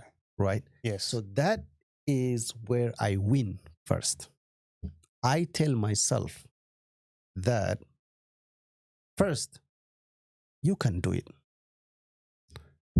Even if you can't do it, nobody can stop you from trying it. Yeah. Wow. And America, honestly speaking, is a country of opportunities. I agree. There are a lot of opportunities out there, but it's all about you opening your eye. Yes. You open your eye, there are opportunities out there. Yeah. You come to this country, you get a job, you locked in. That's you. Yeah. That's you. So what I want to tell, especially the young Africans that immigrate to this country, and specifically to Michigan, is first, if you come from, let's say, professional background, the first thing, never give up before even trying. You are a physician in your country, and you came to this country and you start driving Uber or you start driving for Lyft. Don't keep doing it. Yes. Explore on the side. Yeah. If there are opportunities out there, and you don't have to ask people. You have internet everywhere. You have your own with you all the time. Yeah. Open it up. Search. What opportunities do I have here in Grand Rapids? Absolutely. What opportunities do I have in Michigan? What opportunities the state of Michigan have? It's only by searching that you can find things. You can find things, yes. Absolutely. That is a very important thing. Right? Yes. There is this quote that I don't forget from my teacher back home. He said, the moment you consider yourself a loser, you're done. Right? Why for? Right. Just give it a try. Give it a try, yes. Give it a try. Just as I said, I said, let me try investing on my skill. Yes. If I succeed, thank God. Yeah. If I fail, at least I'm not going to blame myself for not trying. For not trying. So that I have a mental peace. So what I'm really hearing is each individual needs to win the battle within himself or herself. Within herself or himself or herself. And from what I'm hearing is this battle can get easier as depending on how much you exercise that will to say, I'm willing to pursue it. Yes. I'm willing to try it.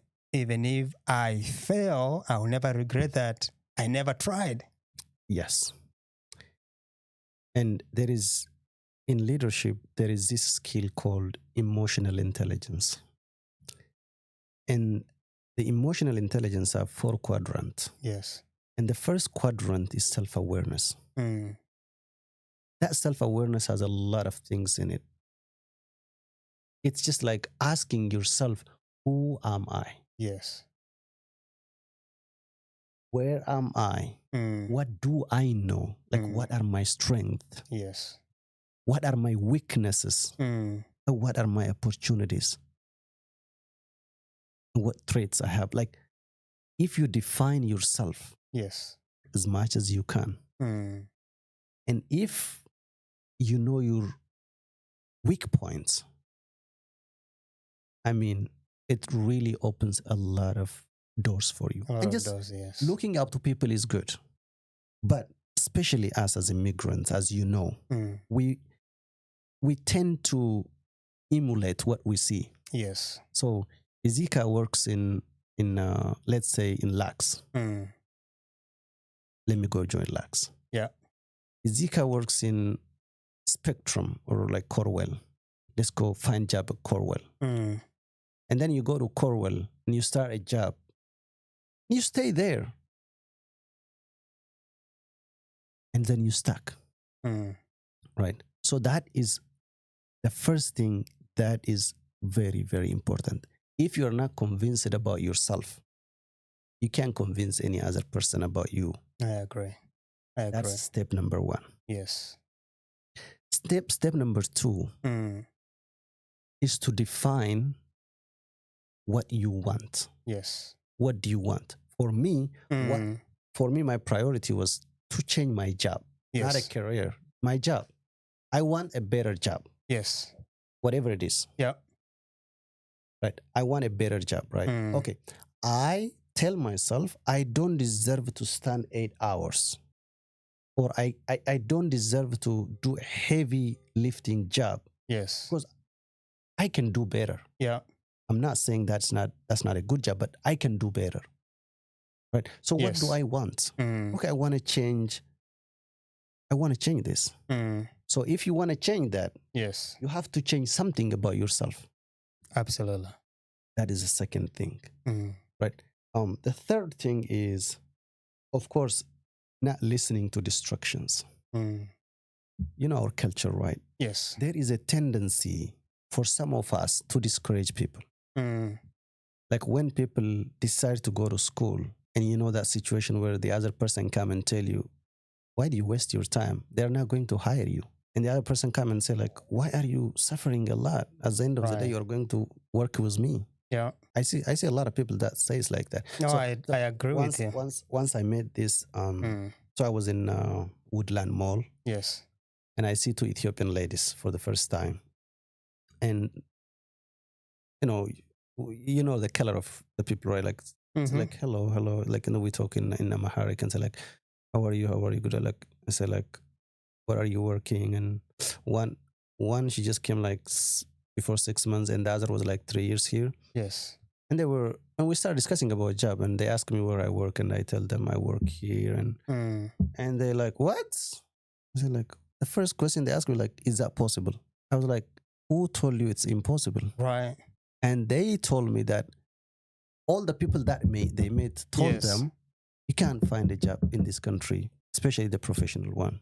Wow. You see, somebody is broken. Yeah. And then is breaking somebody else. Somebody else, yeah. And I tell them this, you know what? Don't listen to distractions. You know how to read? Yeah. Open the internet and search what opportunities I do have. You want to go to school? Go consult with colleagues. Go consult with different people, right? So distractions are a lot. Yes. And it's up to you to manage them. I agree. And the other thing is, we also discussed about networking, right? It's very important. When you network with people who progressed. You want to learn something in the healthcare industry. Find people in the healthcare. If you could be able to find people like you who are in that sector. Yes. Like, for example, like if an Ethiopian or an East African or an African come and talk to me about my experience, I can easily explain to him what I did. Absolutely. Right. Connect with those kind of people. Talk to people. Like you can't know my story unless you talk to me. Now we're talking, right? Yeah, now we're you talking learn a lot of things about me, and I learn a lot about you, right? Yes. Because we talk about it. We talk about it. Yes. Yeah. But the default the default thought is that, well, he's working certain company. This guy's working certain company, so there is no room for us. Yes. There is this tendency not to discuss our jobs in this country. And of course, all jobs are respected. Yes. And we do really appreciate that. And we also pass through like many kinds of jobs, right? I agree. Right. A month or 2 months ago, I went to this training institute where I have to speak to students on the IT security space. And they are adults who are pursuing this program. And I was telling them my story, how I worked in companies, how I stand for longer hours. And some of them come and tell me, this is exactly my story. Yes. Right.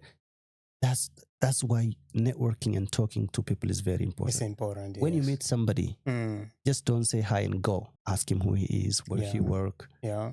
Like, how is that profession? Is that a good one? Is that something that he advised, to, or whatever, right? Yes, yes. And there are many other things that we can discuss. And in Grand Rapids, of course, we have that glimpse of Africa, yes, which is a big forum, and it's growing. It's growing. Let's keep connecting. Yes, right? yes. Whenever there is a meeting, let's come. Yeah. Let's talk. Let's discuss. Absolutely. Let's engage. Let's engage. Yeah. Let's engage in the community affairs, in soccer, in different cultural activities, so that when we share our stories, yes, we share opportunities as well. Yeah. Right. Yes. And for those people who have this discouraging thoughts, if you couldn't be able to do something, just don't be an obstacle to others. If you don't know something, don't advise people. Yeah. If you come to America and you are in this company for 15 and 20 years, yes, don't tell others that there is no other job.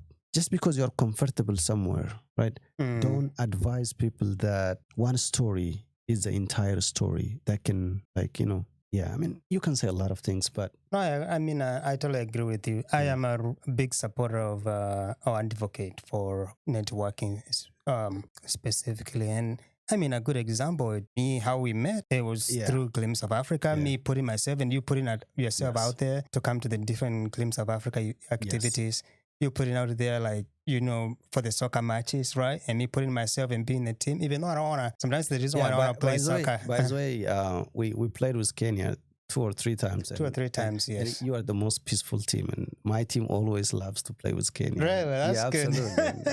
Yes. Very disciplined and... No, we really enjoyed.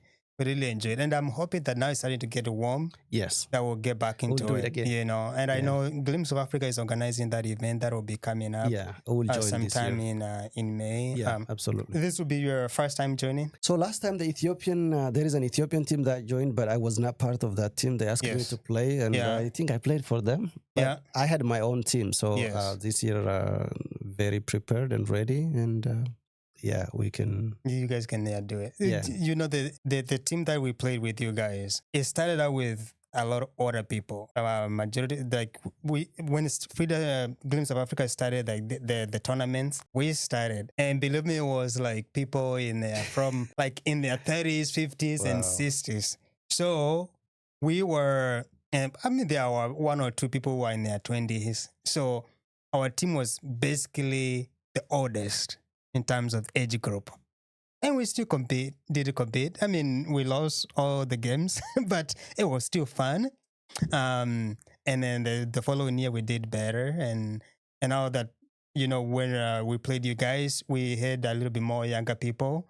So I'm hoping that they will also show up for this year and we'll do better. So all that to say, there's something about connecting. And, once we connect during just normal community space, actually, I think it builds a stronger bond. Absolutely. And now when we move to the professional now, you can trust me more. I can trust you more because I've already known you, right? Exactly. And then you are more likely to, you do this. I know this other person who does that. Yeah. And then the network just continues, to grow. Yeah. So even us doing this podcast here is out of us meeting those spaces. And so I'm really a huge advocate of people getting themselves out when there's an opportunity. Get out to the community, get to know people and the network. I think it's important. Yeah, absolutely. There is this proverb in my community that says, well bacon, wali bacon. Well bacon, wali bacon. It's just it's only if you know each other. Yes. You know for each other. If it's if you know some person that you can understand that person's challenge and the struggles as well. Yes. And also successes as well, right? Yeah. So a lot of we can do a lot of things together. And isolation is bad. It's bad. In this country, isolation is bad because there are a lot of things that you struggle with. Connecting with others is very important for your health. I agree. For your state of mind, right? Whenever I get out, connect with people or play soccer, I always have a very peaceful moment, I a agree. happy moment, right? Yes. And I really encourage all the young Africans in Grand Rapids who get out, connect. Connect, yeah. Yeah. And like specifically with soccer, last year we had like a friendly match, was like 3, 4 teams, 5 teams. I really encourage others, to grow as well. Yes. I know the Ghanaians are there, the Ugandans are there, but they need a little bit organization, more organization. Yes. I barely see the Nigerian soccer team. But yeah, I mean, the thing is, so this one of the concepts in leadership is this. Yes. Leadership sometimes is as a person seeing the future that nobody sees. Yeah. And also convincing people to follow you Yes. to that unknown place. Yes. And the truth is, sometimes only one person follows you. And at the end of the day, you will end up a crowd of people that chants the same vision, that sing the same song. The same song, yes. All because of one person who is determined in his vision. If you have that leadership in your mind, always this element of consistency, determination, and a will not to give up. That is very important. It's very important. When you try to build a community, there are a lot of frustrations. I bet. And there are many factors that can sometimes makes you question, why am I struggling? Yes. Why can't I live my own life? Why I get bothered with people's issues? If you give up, you are out. You're out, yeah. But if you don't give up, you will be somewhere. That's a guarantee. It's a guaranteed, yeah. It's up to you to apply that skill. Whenever you stuck somewhere, remember, you are not the only who stuck somewhere. Many people stuck somewhere, but as the saying goes, if you fall forward, because it's easy for you to stand up and continue. I agree. I know, I totally agree. Man, I think this has been a good session, Ziyad. I'm just wondering, do you have any parting words that maybe something you wanted to mention during our discussion, but I didn't give you a chance to bring that up? I just want to give you an opportunity to anything there in your mind that you say, I gotta mention this. I'm not sure if Ethiopians will listen this, but I want to use this chance to communicate with the language that they better understand. Yes, please. And I hope you don't mind about it. Please go for it. Obboleeyyan kiyya bakka jirtan hundatti nageenyi kiyya isin bira haa jiraatu. Amma stuudiyoo hiriyyaa kiyya warra Keeniyaa tokko bira jira. Yeroo tokko of gaafadha. Maal qabaa? Jechuun yeroo carraa argadhetti osoo waan tokko dhaamsa dabarsuu danda'ee yaada jedhu qabaa. Immootu jiruun tuni biizii nama gootii, fiigichaa namaan aanju. Kamitti wal dandeessuun danda'ama ka jedhus gaafii natti ta'aa ture. Kanumatti guyyaa tokko somateen isaan waliin waa'ee poodkaastii kana haasofnee baranni poodkaastii qabaa kanatti hojjedhanaa jenna. Dhufee ilaalaa jedhe. Ilaalee maybe sirraa muuxannoo fudhadhee anillee waan danda'u gumaachuu malaa jedheeni.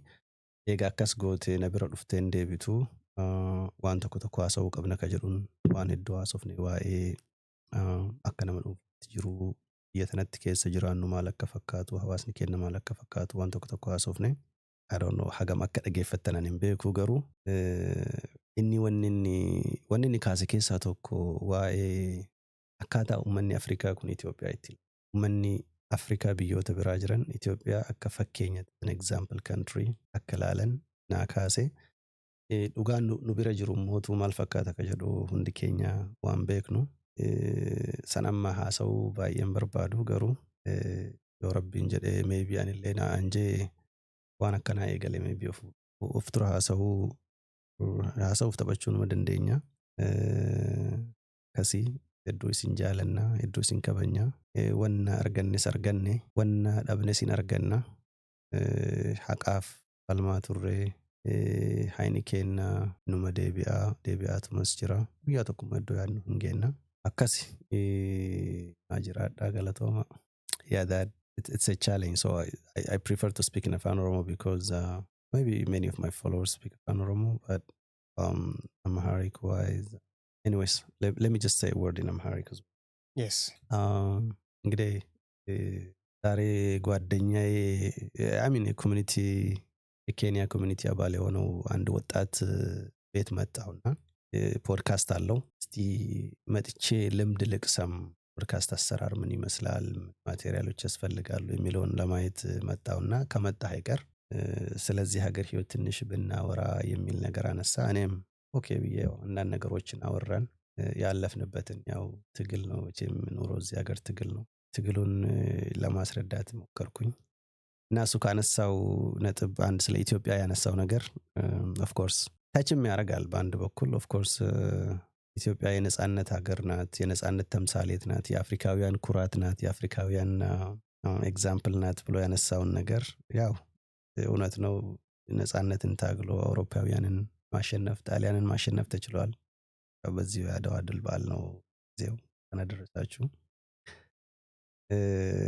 ያ እንዳለ ሆኖ ያለውን እውነተኛ ኢሜጅም በማሳየት መካከልና አሁን ባለንበት ሲቹዌሽን እና ለወደፊት በመንመኘው መካከል ያለውን ነገር አስታርቆ ለመናገር ትንሽ ይከብዳል ብቻ ኢትዮጵያ እንደ ሀገር ጠንካራ ሀገር ሆና የተሻለ ፊውቸር ኖሯት ልጆቿ ታዳጊዎቿ የተሻለ ፊውቸር እንዲገነቡ በተለይ ምሁሩ መሃል መንገድ መፈለግ ላይ መሃል መንገድ ማሳየት ላይ መሃል መንገድ መጠቆም ላይ እዛ ላይ ደግሞ ጸንቶ መቆብ ላይ ቢሰራ የተሻለ ነው ባይነኝ ያኔ እንደ ኢትዮጵያም ጠንካራ ተኩኖ ለኬንያውያንም ለሌሎች አፍሪካ ሀገራትም እነሱ እንደሚያስቡት ሆኖ መገኘት ይቻል ይሆናል መገፋፋት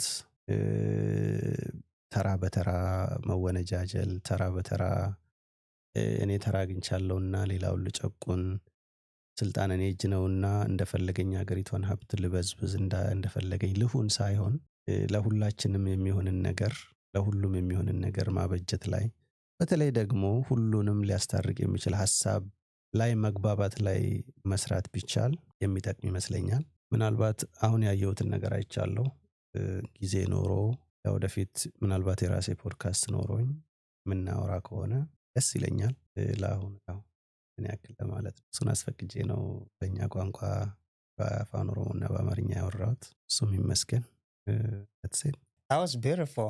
Yeah, what I just conveyed is that the intention here is initially to kind of like take a look at how you set up the environment and kind of take a lesson to build one. But since I came, kind of like share that experience and we talk about our life here in US. And one very important thing I conveyed to the Ethiopian people is just to work towards that middle ground, right? A middle ground where everybody feel represented. Yes. And everybody feel convinced that this is what we agree as a nation, yes, as a country. And then this is the future we're heading to, so that when we could be able to do that, yes, the other Africans will be accurate about the assessment of Ethiopia. Hopefully. It's possible. Of course, nothing is impossible, but yes, it asks the will and the courage of especially the leaders. I agree. Yeah. Totally agree. Well, it's been really good having this conversation with you, Ziyad, this evening. I'm really grateful for you coming in. And as I said, I'm hoping that you will not be the last Ethiopian, somebody from Ethiopia that I'll be talking to. I hope it opens the floodgates and have more people come in. Yes.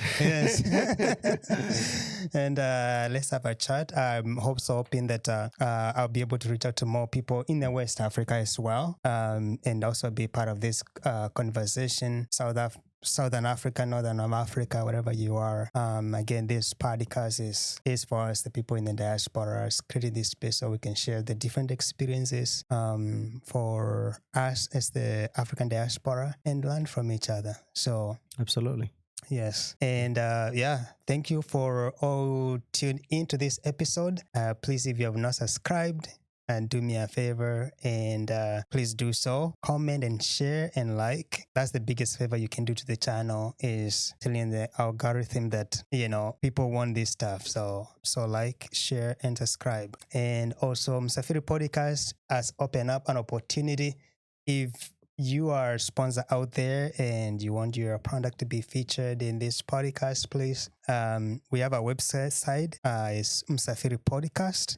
So if you go there, www.msafiripodcast.com, you can basically fill out a small form there and we'll get back to you. I'm also interested in featuring the businesses of Africans here in Grand Rapids. So if you have a business and you want me to feature it, please, or just show what you are selling, please reach out to me. Also, you can go to Msafiri podcast.com and you can fill that form out. But I'm also probably reach out to you as well. I want to promote local businesses in that way. And also, we here in Msafiri, this podcast is expensive to run this kind of a podcast. So if you want to donate anything, in Msafiri website, msafiriagainpodcast.com, there's a button there. You can go there and donate whatever you have, $10, $2, whatever you have. But again, liking, subscribing, and sharing, you can do that. Everybody can do that. So please go ahead and do that. If there's any recommendations, again, feedback of any sort, again, I believe in feedback and I want to grow in terms of just interviewing people in general. Talking to people, and I want to grow my skill, as you said, not never to settle. So I do not want to settle either. So again, thank you so much for everybody that I met, on the just walking around or in church in different gatherings, and they say, thank you for what you're doing. We love listening to you. That has been an encouragement. I know being in this space, Ziyad, I'm sure you're also in similar space. Sometimes we have to be in our best behavior because you don't know who listens to you, who watches you. And thank you for people who say, hey, I watch your show. Keep up. That is encouraging and I appreciate that. Not that I'm doing that so I can get appreciated, but it also feels good when somebody says, oh yeah, you get to meet the people who you talk to in every time I post. So thank you for the support and thank you for tuning in again. And for now, we just want to say bye-bye and thank you again, Ziyad, for coming. You're welcome. Is there a way you want people to look you, are you in social media that you want people to follow you on or not really?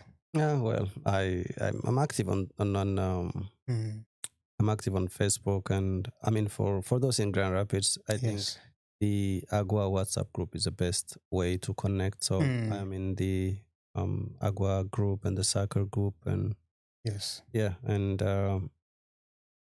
they can find us in if they want to, they can find us, and definitely you can talk to us, and we would love to share your experience and learn from you as well. And and more importantly, like I really appreciate people like Ezekiel, like having that when I first come here, I didn't expect like it requires all this to do it, but seeing you doing this, I told you this is a call, right? This is a call from somewhere and you're responding to it, but you don't know why, but you will know it later. No, and now that you mentioned that, I also want to add that if you want to start a podcast and you don't know where to start, I am offering consultation services. I can take you from what you need, the list that you need. I can take you to what you exactly need to buy, depending on your budget. If you want to start small or a little bit bigger than what I have here, I can take you through that for a fee. If you want me to go into like setting up the software, linking everything together to work smoothly, I can work with your budget and we can get something going. So, and again, that information will be again on www.msafiripodcast.com. And so again, if you have that call to start something, it doesn't have to be a video podcast. It could be audio. Please do it. I can cover every topic. We need more people to do podcast. Yes, and also we need to strengthen yours as well, right? I agree. Let's help support him, and and you too. Don't forget what I told you to. When you start doing something, you can't get the traction you need early on, but there will come a day when everybody is looking for you, and you are that busy expensive guy. Yes, I Just agree. keep that in mind, right? Yes. Yeah. No, I agree. A step, every journey starts as a small step. Yes. Thanks to Glimpse of Africa has given us opportunity to stream live the events. That's cool. So that has been good. And in the future, I'm hoping to be able to streamline like weddings and other that's cool. events. So I already have whatever it takes to, to stream live an event. Yeah. So you're right. It starts somewhere, but with the time get somewhere. That they say the first birth is difficult. It is. I can be a witness. Again, thank you so much. This is it for now. Until next time. Bye-bye. Bye-bye.